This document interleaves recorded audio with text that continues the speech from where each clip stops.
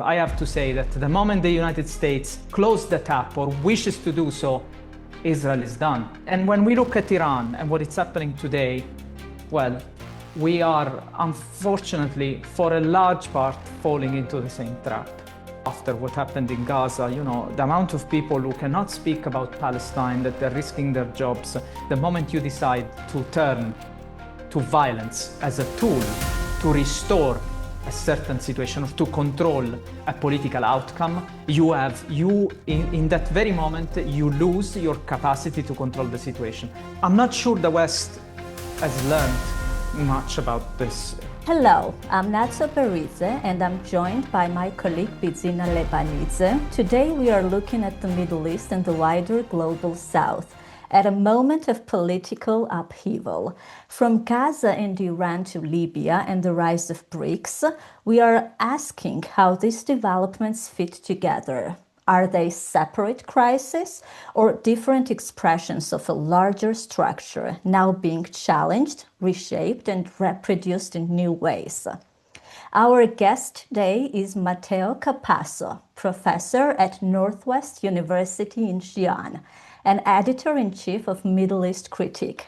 His work focuses on imperialism, political economy, anti-imperialist thought, and the politics of knowledge in Middle East and North Africa. He is the author of Everyday Politics in the Libyan Arab Jamahiriya and co-editor of The Imperialist Question in Middle East and North Africa. Matteo, thank you for joining us. Thank you for having me. Let me begin with the first question. So today, with the US, Israel, and Iran in an open confrontation, do you see this as a new crisis or as the latest phase in a much longer structure of violence? Thank you. Thank you for having me. This is, it's an unfortunate question that we have to try to answer because, of course, violence and war and should never be the means through which political differences should be resolved. But unfortunately, they're part of the historical processes that we study and we face. Starting from the perspective that I adopt in my work, which goes back to the theoretical tradition of historical materialism, and so the dialectical method that I use to understand the historical changes that happen globally and in relation to the region that is defined as the Arab-Iranian region, the Middle East, now increasingly being called West Asia. This new wave of war that the US and Israel have launched against Iran cannot be defined a crisis, but it's definitely a process of a larger and longer continuum of changes and confrontations that we've seen in the region. Crisis as a framing tends to, could say, function as a form of management, especially for those powers like Israel and the US that have launched an illegal war on Iran, because it tends to naturalize the structure, presenting each escalation as somehow as an exceptional moment. And so it prevents us the systemic structural analysis that instead I try to provide with my work. After the Second World War, when the US increasingly was able to consolidate its vision, its unipolar vision for the world, each region of the world has been integrated in different ways. The Middle East has a unique way of integration as witnessed, which goes along three main axes. I called it triangle.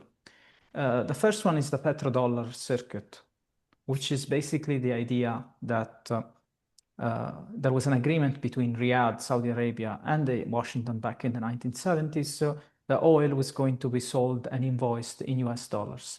The revenues of the oils will be then recirculated into the buying of US securities and bonds, as well arms purchases. This was the petrodollar recycling structure, which allowed the dollar to maintain its status of seigniorage, of basically financial domination as a currency worldwide.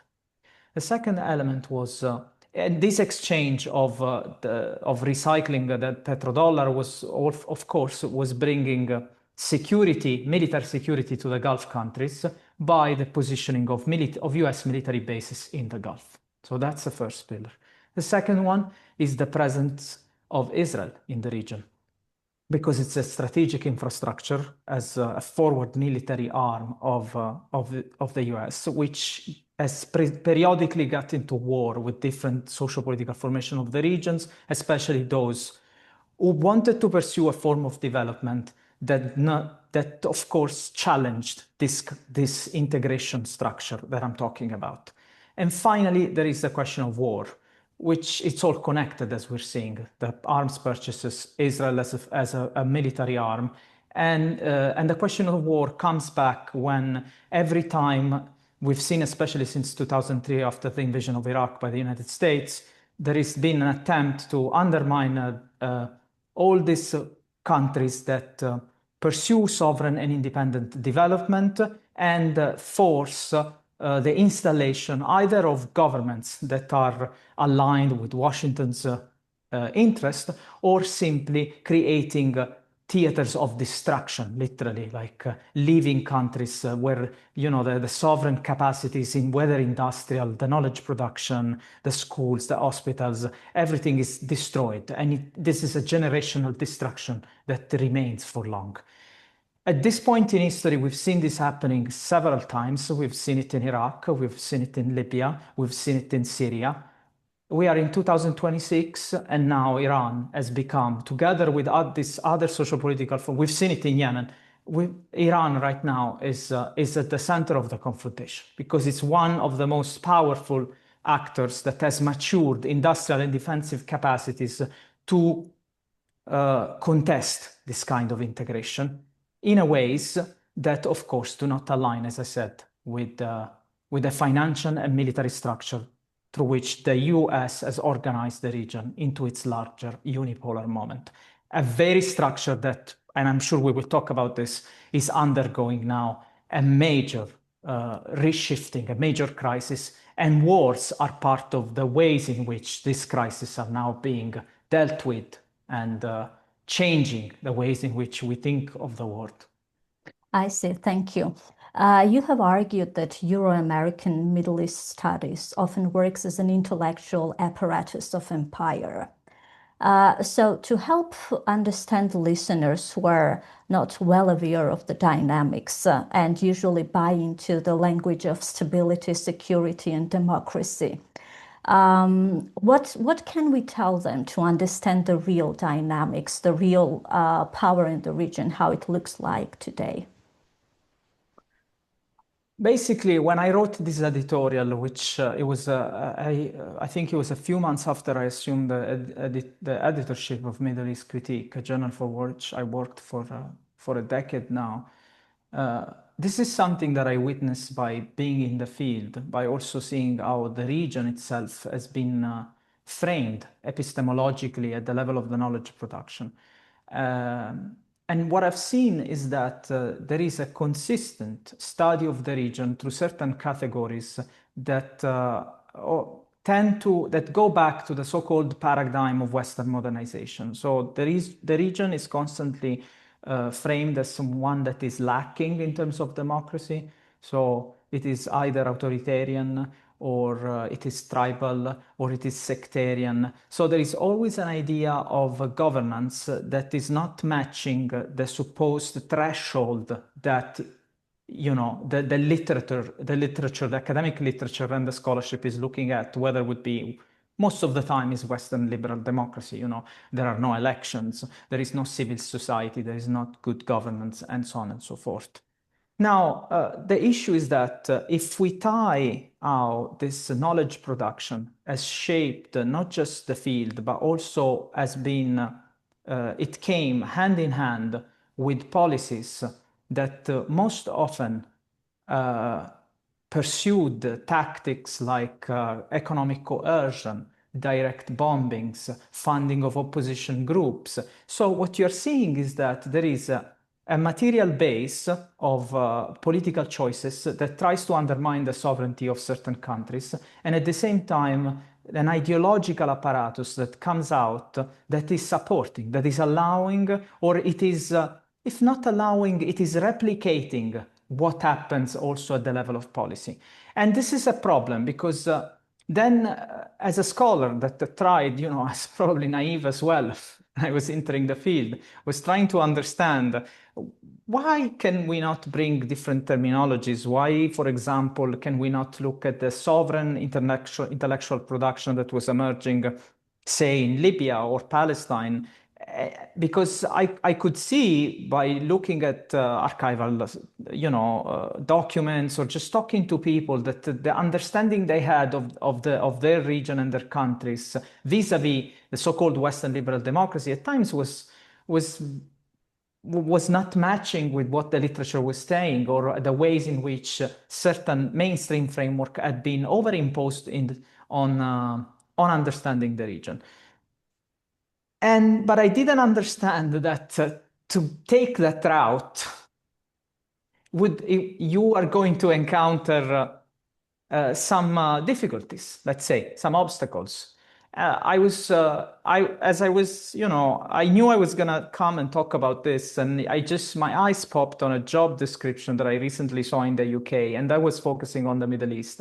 And a kind of expertise that are still being looked for when it comes to the region is about, there is an assumption that there must be some sort of civil society constantly operating against the government because the government is authoritarian. So there is no possibility that somehow what is emerging inside this region can be considered normal when looked from a Western perspective. It always has to catch up. There is always something that needs to be,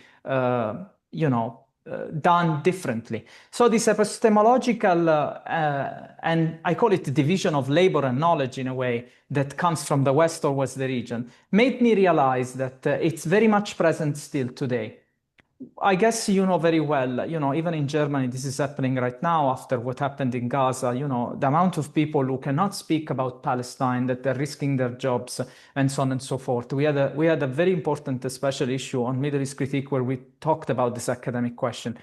These are tangible material effects, even in the ways academics are trying to describe in a more in a different way what has been described for a long time or was not possible to talk for a long time in certain ways, because there were jobs on the line, there were careers that needed to be pursued, and there were scholars also that obtained their chairs and their professorship on the basis of authoritarianism and this very concept that when applied to the region, they tend to obscure, according to me, more than provide light.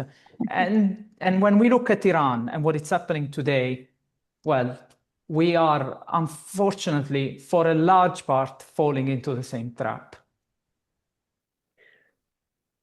Matteo, thanks for being with us today. I want to come back to the issue of Israel. You said very interesting things, that Israel is a forward military arm of the United States in the region. And I also have seen in your works that, for instance, Zionism appears less as an autonomous force, but more like a strategic asset within the US imperial power structures, right? But at the same time, there are some different opinions also raised by many US realist scholars, for instance, that Israel has a lot of influence on US politics. And it is Israelis, for instance, who drive US politics in the Middle East, also in the context of the current conflict now. So I want to once again ask about the role of Israel and how you see the place of Israel in all of this. Thanks. A fantastic question, Bidzina, this one. And I think I don't want to resolve the tension with my own opinion. Actually, I think it's much more productive to keep that tension open in the directions that you were pointing out. Because the relationship itself, from the way I see it, or from the method through which I operate, which is the dialectical method, requires to be historicized at different points. So Israel, in relation to the US-led architecture and the unipolar one, it's always been, I call it a military arm and base, because the amount of financial aid, the amount of material resources that this formation required in order to sustain itself could only be possible with the US support. So, in other words, for a long time, even the productive capacity that Israel has reached with time, say technological surveillance, weapon laboratory, and so on and so forth, could have not been reached without the amount of money that was coming directly from the US Congress in terms of loans, in terms of direct military aid or economic aid that the United States was providing to Israel. So when we look at the material structure of this relationship, for me, the moment, let's say, the United States decides to close the tab on Israel, there is no more money flowing. So this is why I consider that Israel as being a base of the United States. The United States has all the capacity to control and restrain, now as in the past, the military, the political capacity of Israel, if it wishes to do so. Said that, we cannot, this relationship is promiscuous in a way, in the sense that it goes back also within the United States. You cannot do what, you cannot provide all this material support to Israel without making sure that you have a political base within the United States itself that wants to support the so-called Zionist project. And this is where the lobby comes into the discussion. Now, I think that in the historical moment where we are living, it's interesting in a way. Why? Because if you look at the ways in which Trump reached power and was elected, he campaigned a lot through this America First project that for me is an incarnation of the idea that even the United States is realizing that the uncontested dominance is not there anymore. It's gone. It's changing. We're entering a different world. And part of this electorate, elites, whether it's media, whether it's part of the ruling class, tends to see Israel as somehow a waste of money. Why are we providing all this money to fight these wars? These are the wars for Israel. And that's an interesting strategic view to frame politically the possibility that there is a way to get out of or to stop this kind of relationship. At the same time, I believe that there is also what I call the globalist elite, in the sense of those who belong to a transnational financial class that have a much more direct interest into financing the Israeli project and see America maintaining that global dominance, because that's exactly the dominance with the petrodollar and on all these elements that allowed them to sustain and to accumulate both power and capital. So there is this sort of struggle happening within the United States, and I think at times, more than reflecting what is the true nature of the relationship, the framing and the narrative itself is weaponized in order to advance certain political strategic goals according to the forces that they are advancing it. But from a materialist perspective, I have to say that the moment the United States closes the tap or wishes to do so, Israel is done. So for me, the relationship is mainly one of supporting the other and not having a lobby within that forces then the United States governments to act in that way. Okay, thanks, Matteo. So you mentioned that the era of the US uncontested dominance is over or is moving in this direction. It's moving. It's moving, okay. Yeah, and I mean, this seems to be kind of a consensus also among many IR scholars that what we are witnessing is so-called West rising and the West relatively declining. And we have China, we have Gulf states with their huge sovereign funds, we have BRICS, we have India, etc., etc. So Right. my question is, so this new architecture, which will be probably also more multipolar in a way. So do you see there are the more chances or more openings for more equality among states, or more chances for real sovereignty also for the so-called secondary states or smaller states, and also more chances for South-South solidarity, or is there also a danger of emergence of a new forms of dependencies just under different powerful actors? I mean, but, we can write volumes about this right now. I will try to, I will try to answer in as briefly as I can, and please stop me if I'm going for too long. So the way I see the historical transformation that we are all witnessing, it's a sign of a crisis. It's not decline. Because decline gives an idea that there is a politically determined outcome.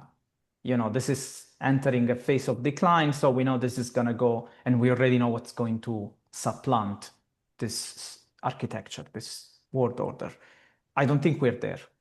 Political processes, unfortunately, are actually quite, especially of this tectonic scale, they can be hard to predict and to manage. So I think the very model, which I call it the capitalist model imposed by the United States and many of the Western countries, has generated an amount of contradictions from within that is now they're now unfolding, unraveling so much at the global scale. Polarization of wealth inside their own society.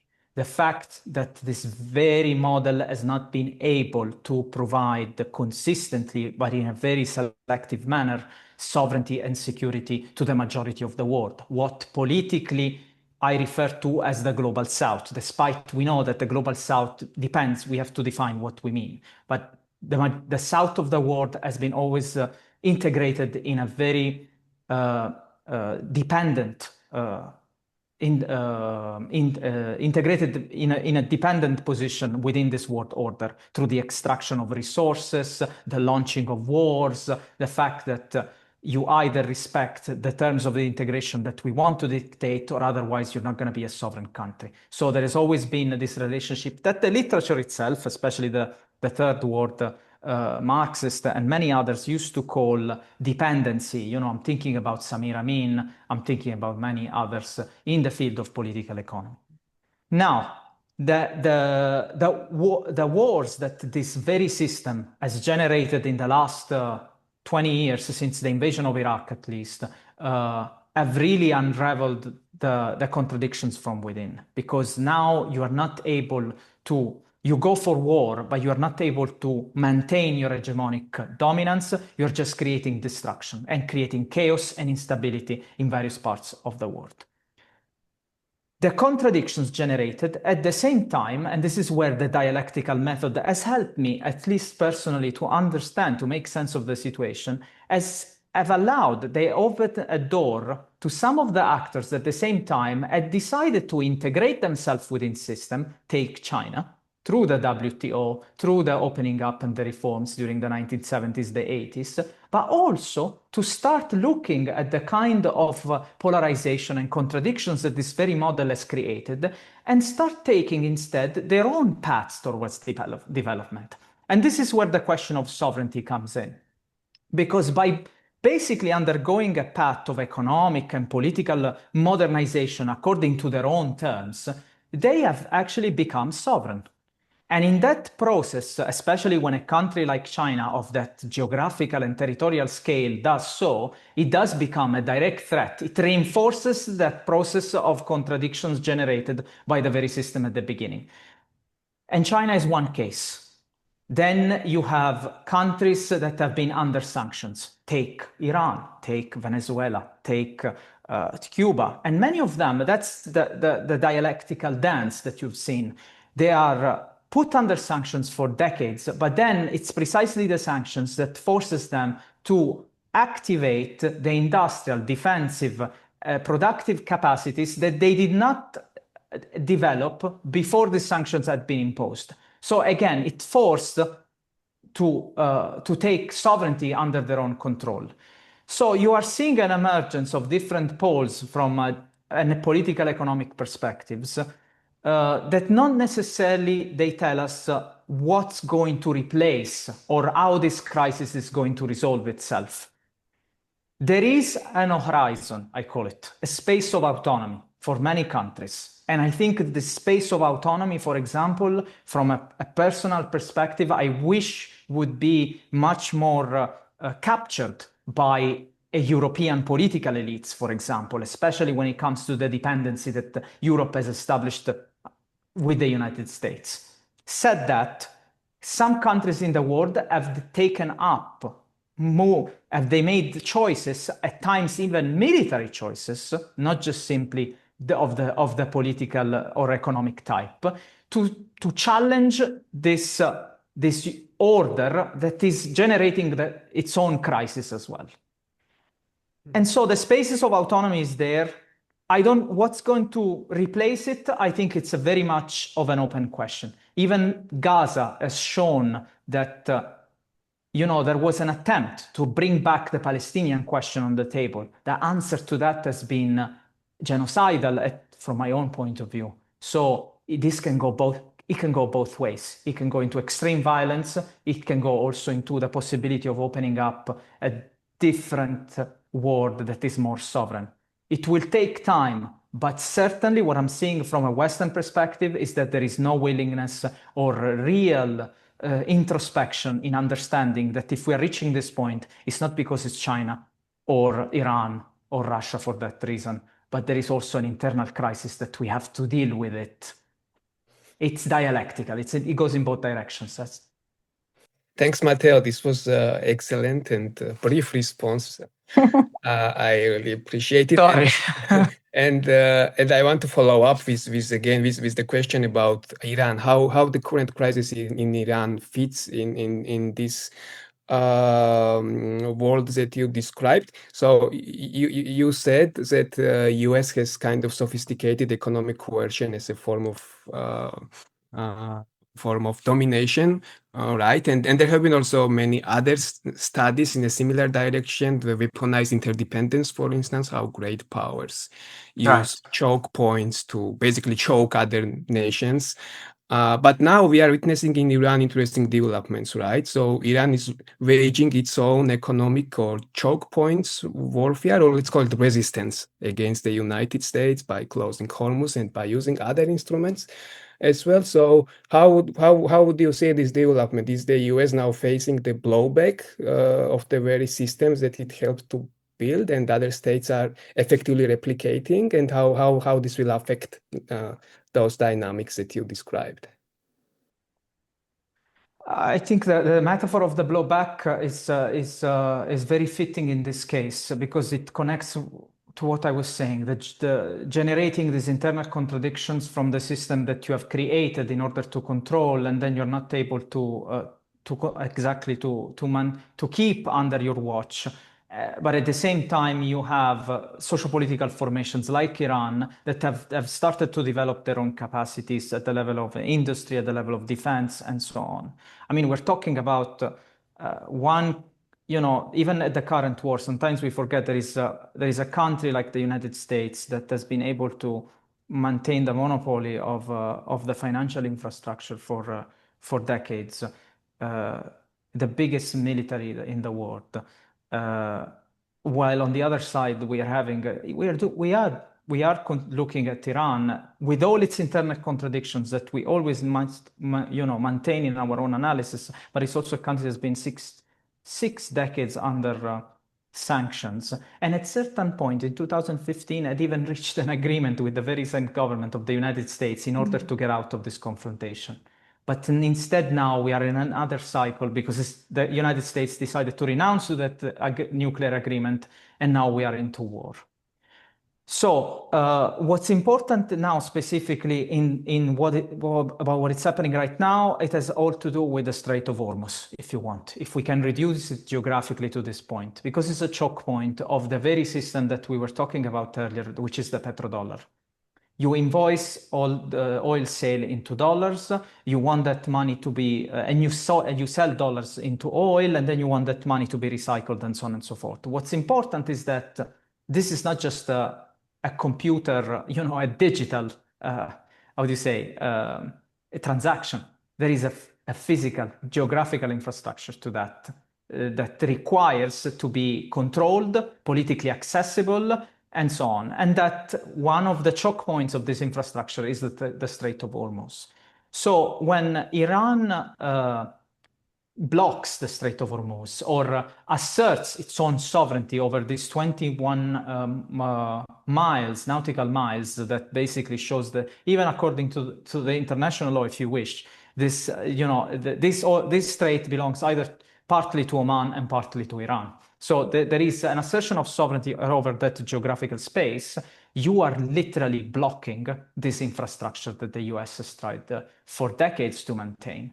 Of course, then you're bombing also the military bases that are present in the Gulf from which you are being attacked. Then you are sending another major blow to the very architecture that is in place. This is a fundamental moment, like now what we're seeing is that the United States is trying to blockade Iran in the hope that the Iranian government will not be able to survive a counter blockade in the same point, because Iran uses that area to have their own oil fleets pass and then have the oil being sold somewhere else. It's in whichever way you're looking at it, what's interesting and what I'm observing also as somebody that is now in China is that, and this is where I really appreciate the Chinese diplomatic history and political vision in a way right now, is that precisely that the moment you decide to turn to violence as a tool to restore a certain situation or to control a political outcome, in that very moment, you lose your capacity to control the situation, because violence can spin in so many different directions that you start losing the outcome or the control over it. And I think this was the strategy that has been happening in Iran. The idea we're going to capitulate the government, the people are going to revolt. On the contrary, big reaction by the government, showing its own capabilities, and also great national unity and will at the popular level.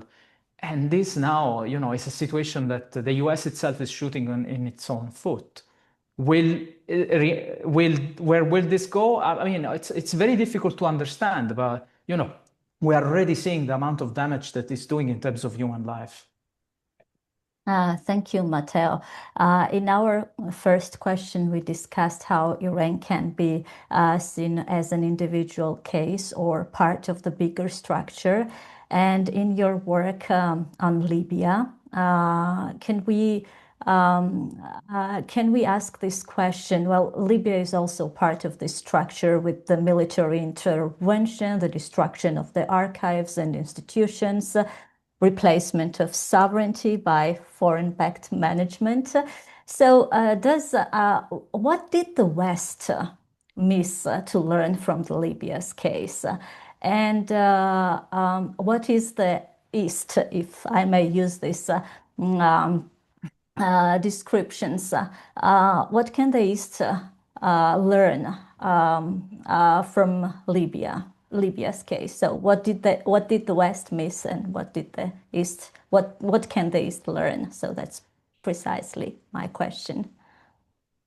Thanks, Nato. It's I'll start with the West, because the East, if you want, that's also a very interesting question. But I'm gonna go back to it later. I'm not sure the West has learned much about this experience.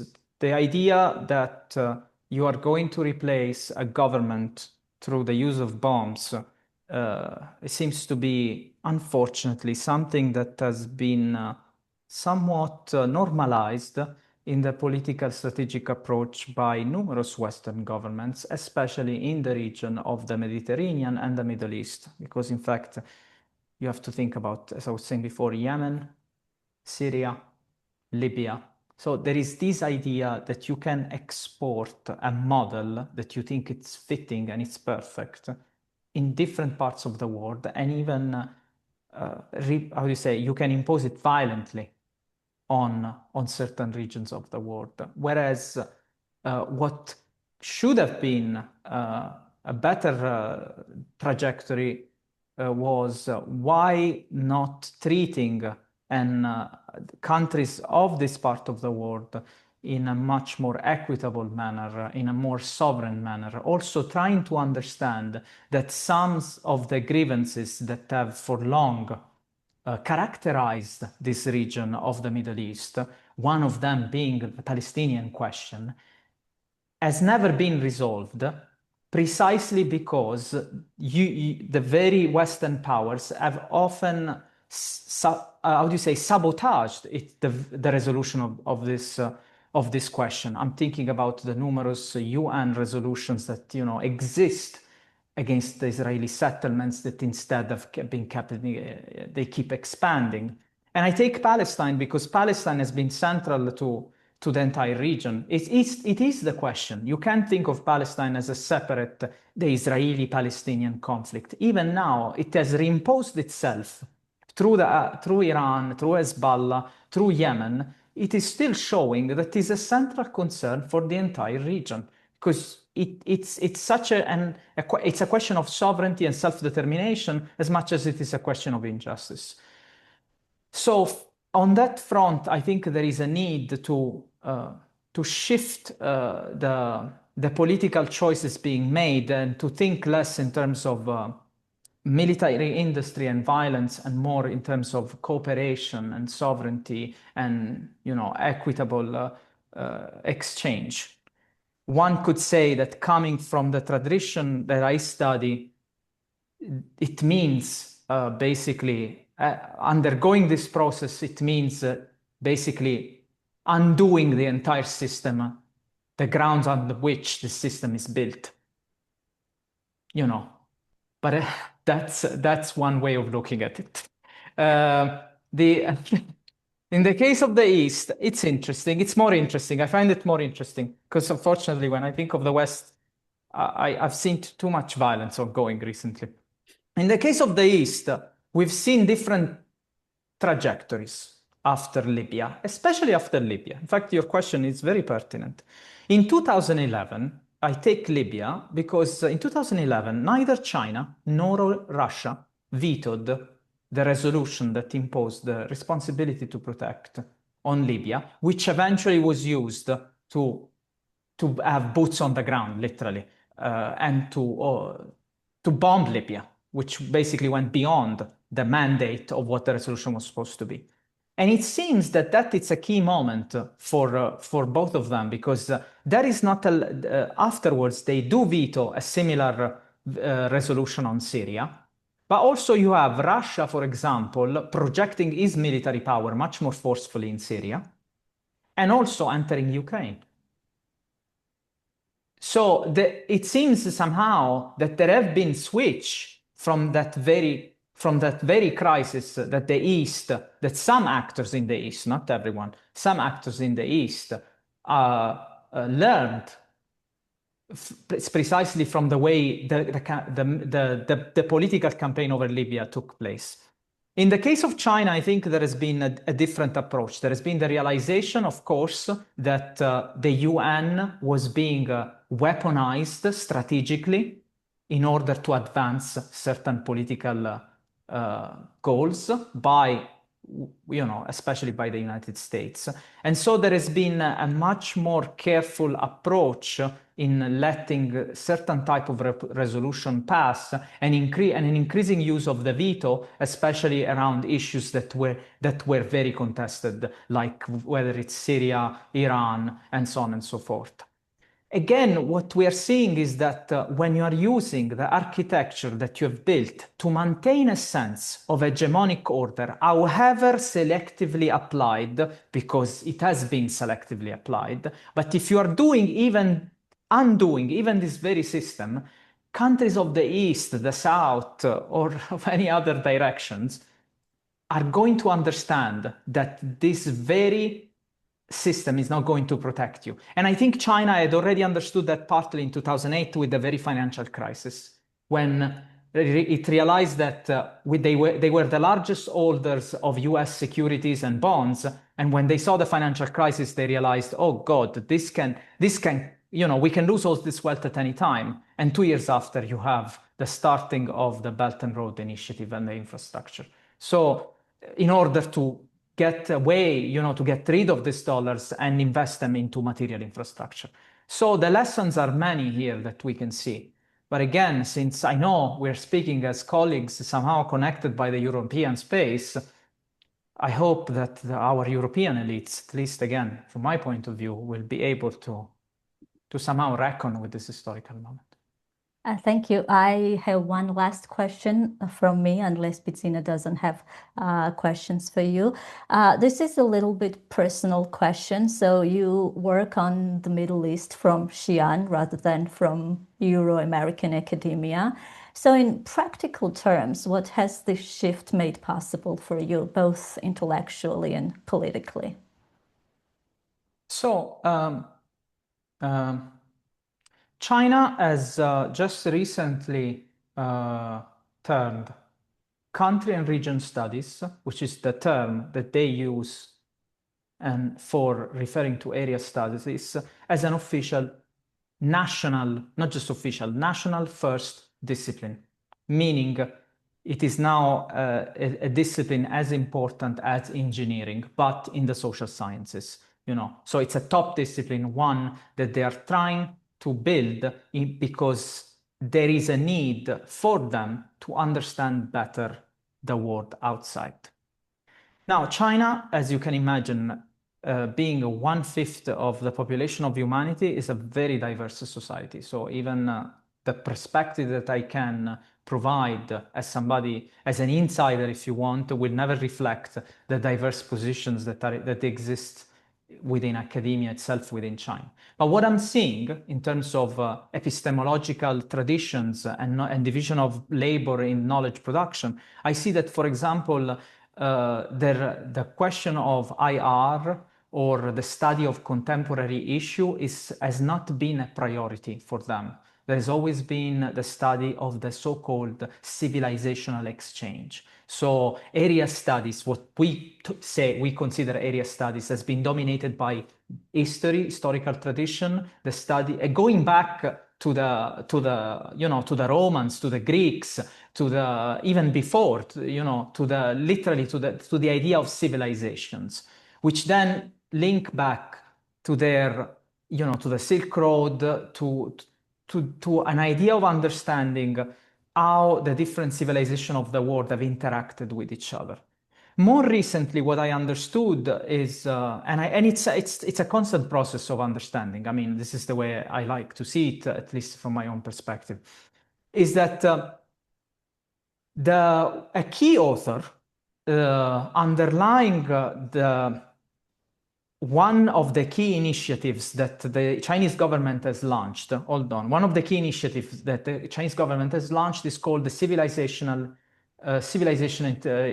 Initiative, together with the global governance and so on. The Civilization Interaction Initiative has a lot to do with the tradition of scholarship that comes directly even from the institute where I am sitting in Xi'an, where this author, Pang Shuji, wrote a book called The Theory of Civilizational Interactions.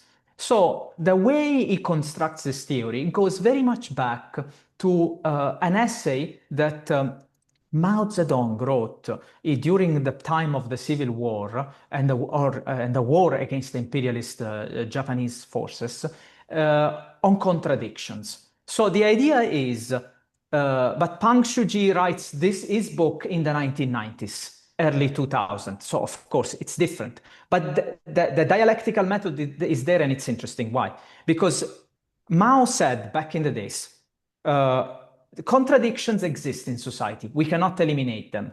But there are non-antagonistic and antagonistic contradictions. In other words, violence doesn't have to be always the outcome of these contradictions. We need to be able to manage those contradictions in democratic ways, in different ways. It shouldn't be a zero-sum game in this sense. I think Pang Shuji takes up this dialectical history of the thought that, of course, China incarnates this kind of long tradition of historical materialism, if you wish. But what it does is that basically, why is area studies in the West obsessed with the clash of civilization? That was the time of Huntington, basically. And he says instead, why not talking about civilization interaction? And so he dedicates and he writes this book about the fact that there can be exchange among civilization. And of course, conflict can be one of these forms of interaction. But why do we need to project this idea that they are different, that there is a hierarchical difference between one and the other, and then the zero-sum game is always clash, conflict? And that, I think, has opened up, has institutionalized a way of thinking about the south of the world that I am still trying to fully absorb. But in a way where I see that the question, for example, of peace and development almost obsessively comes up in every kind of conference or interaction that I'm having. And war is always seen as something very difficult to treat or to take a position on, because precisely of the difficult nature that this political event has, and it means from an intellectual perspective, but also I think from a Chinese perspective, where the notion of internal stability is always more important than projecting power outside. Thank you. Bidzina? Thank you so much, Matteo. I have so many questions left, but this will require a second interview, to which I hope you will agree at some point in the future. But for today, I guess we can finish. Thanks so much. It was Thank you. very Thank you. interesting and fascinating.